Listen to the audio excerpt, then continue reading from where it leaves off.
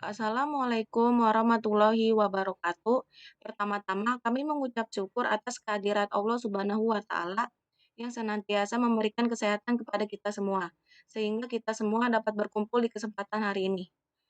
Tak lupa juga kami berterima kasih kepada Bapak Muhammad Abdul Aziz MKom selaku dosen pada mata kuliah Web Programming 3 di Universitas Bina Sarana Informatika yang telah memberikan ilmunya selama 1 semester ini.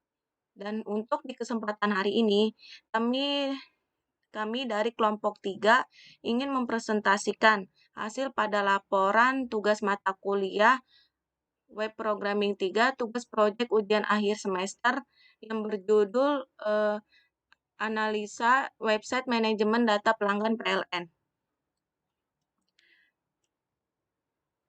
Dan untuk tugas proyek ini disusun langsung oleh kelompok 3 yang beranggotakan yang pertama ada Nuromatul Faiza dengan NIM 122011303, yang kedua ada Fadila Ramadina dengan NIM 122011128, yang ketiga ada Delika Situmorang dengan NIM 122011525, yang keempat yaitu dengan saya sendiri yaitu dengan Putri Wanda Fitriani dengan NIM 122000214. Dan untuk di slide ini akan dibacakan langsung oleh Fadila Ramadina.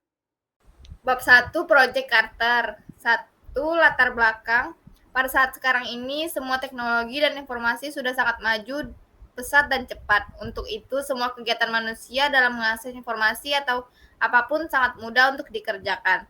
Sehubung dengan kondisi perkembangan informasi atau era globalisasi saat ini, di mana perusahaan atau instansi saling meningkatkan mutu dan kualitas sistem informasinya.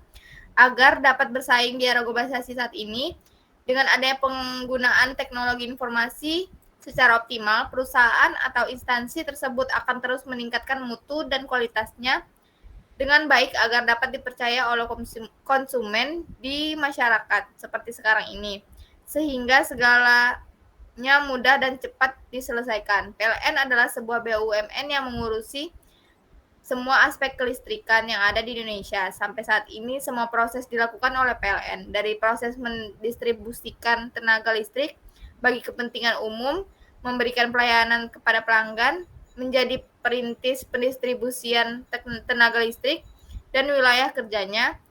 Semua data-data disimpan dengan baik, sehingga data akan selalu ada jika suatu waktu dibutuhkan sebagai laporan perusahaan. Untuk yang tugas proyek ini, saya akan menjelaskan slide yang diantaranya 1.2 permasalahan, 1.4 keuntungan yang diharapkan, dan juga 1.5 perencanaan aktivitas secara global. Dan untuk itu, terlebih dahulu saya akan menjelaskan pada bagian 1.2 permasalahan. Dan untuk yang berikut ini ialah deskripsi mengenai permasalahan pada analisa website manajemen data pelanggan PLN. Untuk yang analisa website manajemen data pelanggan PLN ialah untuk membuat sistem informasi layanan pelanggan PLN berbasis website yang membantu PLN dalam penyampaian informasi dan pelayanan kepada pelanggan. Untuk yang informasi dan pelayanan pada PLN masih kurang memuaskan pelanggan yang mengakibatkan pelanggan sering protes karena tidak mendapatkan informasi terkini dengan jelas. Peneliti menggunakan metodologi iterasi yang setiap tahapan pengembangannya dapat dilakukan secara berulang untuk mendapatkan hasil yang diinginkan. Untuk yang paradigma baru dalam proses pembacaan meter elektronik yaitu sistem Automated Meter Reading atau yang disingkat sebagai AMR, yang dapat membaca dan mengunduh data meter elektronik secara jarak jauh dan otomatis telah menggeser sistem pembacaan meter elektronik secara konvensional. Sistem ini memanfaatkan teknologi komunikasi seperti PSTN, GSM atau GPRS, dan internet guna transmisi data meter elektronik hingga dapat sampai ke server AMR. Teknologi ini harus dibarengi dengan pendistribusian data meter pelanggan sehingga data meter pelanggan yang telah diunduh tidak menjadi sia-sia. Distribusi data meter pelanggan dapat menggunakan sistem informasi berbasis web. Dengan implementasi sistem informasi ini, di sisi pengguna tidak perlu lagi diinstal software khusus. Pengguna hanya memerlukan web browser untuk mengakses sistem informasi, sehingga pada sistem informasi ini dapat dipergunakan oleh pihak PT PLN Persero area jaringan Bali Selatan guna menganalisis dan mengambil keputusan serta langkah-langkah strategis berkaitan dengan data hasil pembacaan. Dari data yang disajikan melalui sistem informasi dapat dilihat dengan tren penggunaan listrik dan terdapat indikasi jika pelanggan melakukan tindakan curang. Hasil rancangan sistem ini diharapkan dapat mempermudah dalam proses penyampaian informasi dan pelayanan kepada pelanggan. Dan untuk di slide ini akan dijelaskan langsung oleh Fadila Ramadina. 1.3 Deskripsi 1. Data pelanggan 2. Data pelayanan 3. Transaksi pembayaran pajak perusahaan dan denda 4. Laporan pelanggan 5. Jumlah pelanggan dan terakhir info pelanggan baru. Setelah saya menjelaskan tentang isi dari 1.2 permasalahan, dan untuk di slide ini saya akan menjelaskan tentang isi dari 1.4 keuntungan yang diharapkan. Untuk yang berikut ini ialah keuntungan-keuntungan yang diharapkan dari proyek yang akan dilaksanakan. Sistem yang dikembangkan ditujukan untuk melayani seluruh masyarakat. Pengguna sistem dalam hal ini dapat kami kelompokkan menjadi dua jenis sebagai berikut. Yang pertama ialah ada dari sisi admin dan kedua yaitu ada dari sisi pengguna. Untuk yang dari sisi yang admin ini eh, operator yang ditugaskan oleh PLN untuk memberikan respon terhadap pertanyaan, keluhan, dan berhubungan dalam update berita, agenda atau kegiatan, galeri foto atau gambar, yang admin juga dapat melakukan manipulasi terhadap database dari sistem yang dikembangkan. Untuk yang kedua ini saya akan menjelaskan yaitu dari sisi pengguna. Untuk pengguna sistem selain admin dapat dikelompokkan dalam dua jenis pengguna, yaitu yang pertama yang pelanggan, yaitu pengguna sistem yang telah terdaftar sebagai pelanggan PLN. Pelanggan dapat melakukan pengajuan perubahan daya, mengetahui informasi pemakaian tiap bulannya, serta informasi layanan lainnya.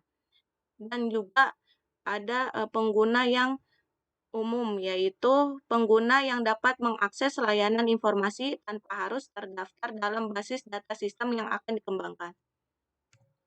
Ya baik, setelah saya menjelaskan tentang isi dari 1.4 keuntungan yang diharapkan, dan untuk di slide ini saya akan menjelaskan tentang isi dari 1.5 perencanaan aktivitas secara global. Berikut ini ialah aktivitas-aktivitas yang akan dikerjakan untuk memenuhi fase inisiasi dan fase perencanaan secara global. Yang di bawah ini terdapat macam-macam kotak-kotak. Yang pertama ada yang kotak yang deskripsi aktivitas, untuk yang kedua ada kotak jumlah hari, dan yang ketiga ada kotak estimasi biaya. Untuk yang bagian kotak yang deskripsi aktivitas ini terdapat 10 macam, yaitu yang pertama ada analisa data dan desain sistem. Untuk jumlah harinya 11 hari dan jumlah estimasi biayanya yaitu 33 juta. Untuk yang kedua ada identifikasi user requirement. Jumlah harinya 9 hari. Untuk yang estimasi biayanya yaitu 27 juta. Untuk yang ketiga yaitu ada desain dan programming sistem. Jumlah harinya yaitu 60 hari dan estimasi biayanya 120 juta. Untuk yang keempat yaitu ada yang testing dan implementasi. Untuk jumlah harinya yaitu 7 hari dan estimasi biayanya yaitu 21 juta. Untuk yang kelima yaitu ada instalasi. Jumlah harinya yaitu hari dan estimasi biayanya yaitu 12 juta. Untuk yang keenam yaitu ada, dokumentasi, yaitu jumlah harinya 75 hari dan estimasi biayanya 150 juta. Untuk yang ketujuh yaitu ada, training, yaitu jumlah harinya 14 hari dan estimasi biayanya 42 juta. Untuk yang kedelapan ada, administrasi, jumlah harinya 85 hari dan estimasi biayanya 170 juta. Untuk yang kesembilan yaitu ada, pemeliharaan, jumlah harinya 22 hari dan estimasi biayanya 66 juta. Untuk yang kesepuluh yaitu ada, tambahan kerja plus meeting plus lain-lain, jumlah harinya yaitu 17 hari dan jumlah, estimasi biayanya yaitu 51 juta. Dan untuk, yang semua jumlahnya, yang di bagian, yang jumlah hari, yaitu 304 hari dan juga, estimasi biayanya yaitu semuanya yaitu 692 juta. Bab 2 Project Report. 21. Analisa sistem berjalan. Pada analisa sistem ini, kami akan menjelaskan tentang sistem berjalan analisis website manajemen data pelanggan PLN. 1. Untuk dapat mengakses pelanggan PLN, user atau pelanggan PLN menyerahkan KTP, alamat, jenis kelamin, nomor HP, dan daya listrik yang akan dibeli oleh pelanggan. 2. Lalu admin memproses pelanggan dengan mengisi formulir yang masih dilakukan dengan cara manual. Setelah itu diserahkan kepada admin untuk mengecek data dan tanda tangan dari kepala PLN. 3. Setelah mengecek dan penandatanganan dari kepala PLN, admin akan mengirimkan data ke kantor pusat untuk mendapatkan persetujuan yang membutuhkan waktu yang lama. 4. Setelah mendapatkan surat izin dari kantor tersebut, maka penyewa membayar untuk uang PLN. Selanjutnya, 22. Analisis kebutuhan sistem. Dalam hal ini, kami mengidentifikasi kekurangan dari sistem berjalan yang dilakukan saat ini dan menciptakan langkah-langkah perbaikan pada sistem analisis website manajemen data pelanggan PLN. Yang terjadi dua jenis kebutuhan, yaitu satu kebutuhan fungsional. Kebutuhan fungsional dalam hal pelatihan karyawan dalam melakukan input. 2. Kebutuhan non-fungsional, yaitu perangkat-perangkat yang dibutuhkan untuk menciptakan sistem komputerisasi. Hasil dari analisis dapat diperoleh sebagai berikut. A. Analisis kebutuhan fungsional. 1. Diperlukannya perancangan sistem informasi baru yang terhubung dengan database PLN agar proses penyewaan dapat berjalan dengan cepat dan lebih mudah. 2. Diperlukannya karyawan perusahaan dengan profesional yang dapat melakukan proses pengecekan agar tidak terjadi human error. B. Analisa kebutuhan non-fungsional. Hasil analisa kebutuhan non-fungsional terbagi dalam dua hal, yaitu kebutuhan perangkat lunak. Perangkat lunak yang dibutuhkan untuk diaplikasikan adalah sebagai berikut. A. Sistem operasi Windows 7 maupun Windows 10, software pack exam. C. Google Chrome. Lanjut. 2. Kebutuhan perangkat keras. Perangkat keras yang dibutuhkan adalah sebagai berikut. A. Prosesor minimal Intel Core i3, B. Hard disk, C. RAM minimal 2 GB, D. VGA card minimal 512 MB, E. Komputer, mouse, CD-ROM, dan printer. 23. Desain sistem.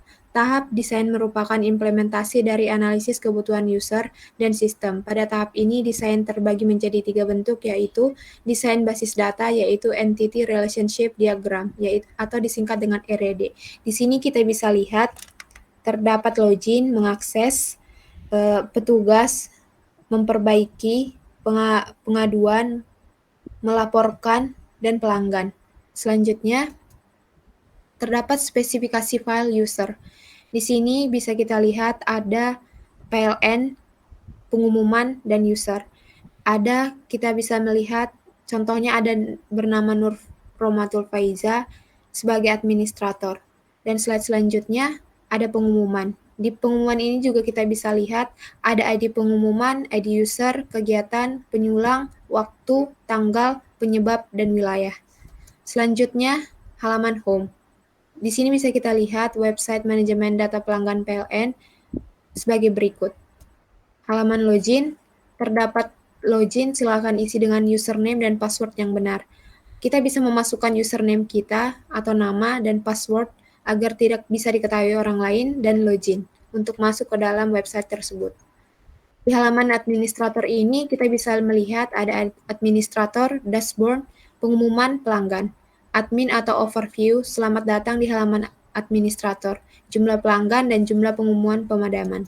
Selanjutnya ada halaman pengumuman. Di halaman pengumuman ini kita juga bisa melihat ada admin pengumuman atau add, menambahkan pengumuman pemadaman, tanggal, waktu, dan penyebab pemadaman. Selanjutnya, ada halaman daftar tambah pengumuman. Di sini kita bisa menambahkan pengumumannya, yaitu contohnya ada di sini nomor 1 dengan tanggal yang tertera dan waktu, penyebabnya, dan wilayah yang terkena. Dan kita bisa mendetail atau edit dan hapus. Selanjutnya ada halaman pelanggan. Di halaman pelanggan ini kita bisa melihat juga ada nama lengkap, email, alamat, nomor telepon, rayon, dan golongan ataupun tarif. Selanjutnya, kita bisa lihat di sini ada halaman daftar tambah pelanggan. Di sini bisa juga menambahkan pelanggan dengan contoh kita lihat ada Ainun, alamat Tangerang, nomor HP ada tertera, dan rayonnya ataupun jalannya, golongan 1 dengan tarif dan daya, dan foto rumah, dan aksi, detail, edit, dan hapus. Selanjutnya ada struktur navigasi. Di dalam pembuatan aplikasi penyewaan berbasis web ini, kita menggunakan struktur navigasi. Berikut ini, di bawah ini adalah struktur navigasi aplikasi penyewaan berbasis web. Navigasi user. Ada indeks, home, daftar masuk, tentang, dan kontak. Selanjutnya, dibacakan oleh Nur Faizah. Selanjutnya yaitu ada navigasi pada pelanggan. Yang pertama ada login, beranda, kemudian akan muncul home. Di dalam home ada tentang, kontak, data transaksi, konfirmasi pembayaran, data pelanggan, kemudian keluar. Selanjutnya ada navigasi admin. Kita harus login, kemudian terdapat indeks, ada beranda, kemudian di dalam beranda ada kategori. Di dalam kategori tersebut ada daya listrik, pelanggan, data pelanggan, hubungi kami, kemudian keluar. Metode pengujian atau uji validitas pada penelitian ini menggunakan black box testing. Black box testing merupakan metode pengujian perangkat lunak yang memfokuskan kepada keperluan software. Oleh karena itu, metode black box testing ini dapat mengetahui dan memastikan apakah pemasukan data diterima dengan benar dan keluaran data yang dihasilkan sesuai dengan yang diharapkan.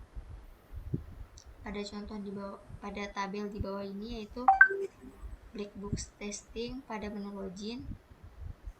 Yang pertama mengisikan dengan salah satu data benar dan satu data salah, lalu langsung klik login. Hasil yang diharapkan, sistem akan menolak akses login dan menampilkan pesan incorrect username or password, keterangan valid. Kemudian yang kedua yaitu mengisikan username dan password dengan benar lalu klik login. Maka sistem akan melakukan cek kesesuaian username dan password. Apabila benar, maka sistem akan masuk keterangan valid. Pada tabel kedua yaitu black box testing input data petugas. Yang pertama ada klik menu data, master, dan klik menu kegiatan kerja lalu create untuk mengisi data kegiatan kerja. Hasil yang diharapkan, sistem akan menampilkan halaman dan data kegiatan kerja.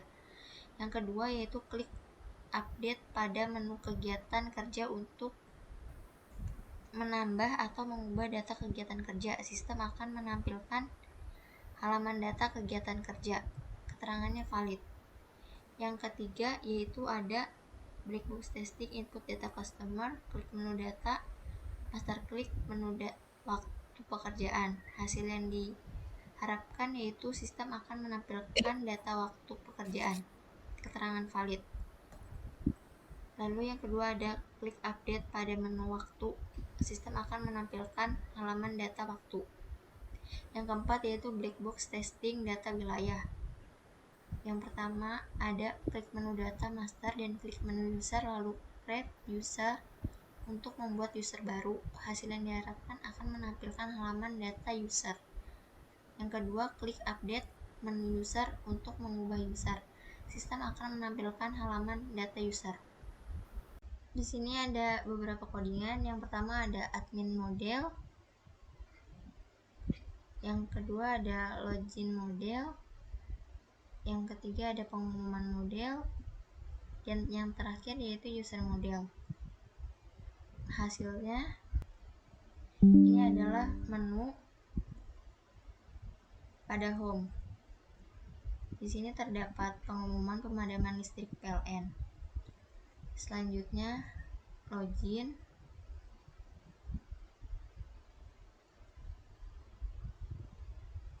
Masukkan username dan password yang benar.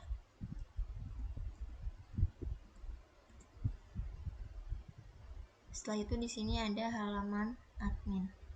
Di sini terdapat jumlah pelanggan. Di sini kita bisa melihat data pelanggan. Di sini terdapat nama, alamat, nomor telepon, jalan rumah, golongan, tarif, daya, foto rumah, kemudian ada CRUD-nya. Setelah itu, di sini ada pengumuman.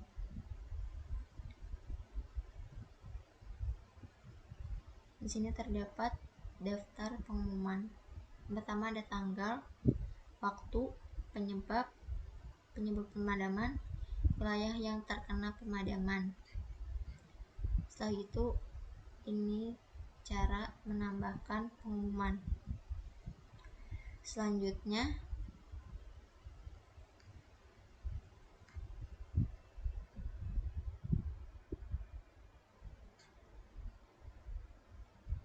cara menambah pelanggan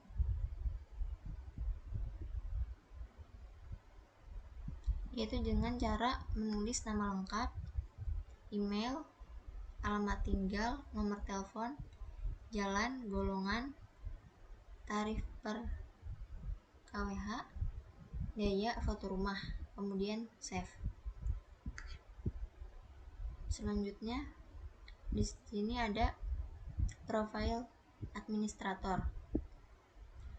Terdapat username, nama, email, alamat, nomor telepon. Jika ingin mengedit maka klik edit, jika ingin kembali maka klik kembali.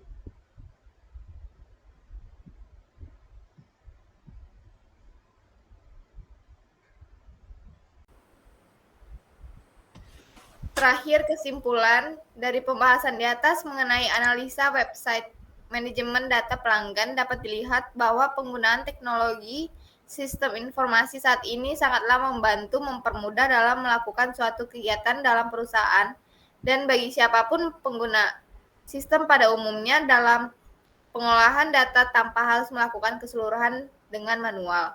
Secara keseluruhan dapat disimpulkan sudah cukup menyadari pentingnya peran dari penggunaan sistem teknologi informasi dalam upaya mendukung menjalankan kegiatan bisnis, namun sayangnya kesadaran tersebut tidaklah didukung dengan ketersediaan sumber daya manusia yang terampil dalam bidang teknologi informasi.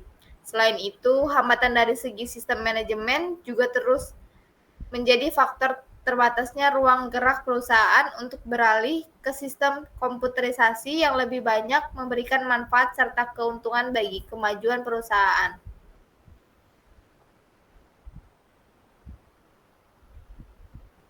Saran 1. Dapat mengoptimalkan sistem komputerisasi ini diperlukan dukungan dari semua pihak, terutama sumber daya manusia yang terlihat langsung sehingga kualitas sumber daya manusia perlu ditingkatkan melalui pelatihan maupun kursus-kursus lainnya. 2. Melakukan upgrade sistem dalam periode tertentu agar sistem lebih baik dan cepat. Dan terakhir, memelihara perangkat baik perangkat lunak maupun perangkat keras agar sistem tidak mengalami kendala.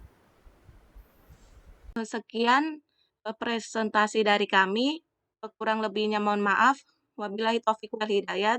Wassalamualaikum warahmatullahi wabarakatuh.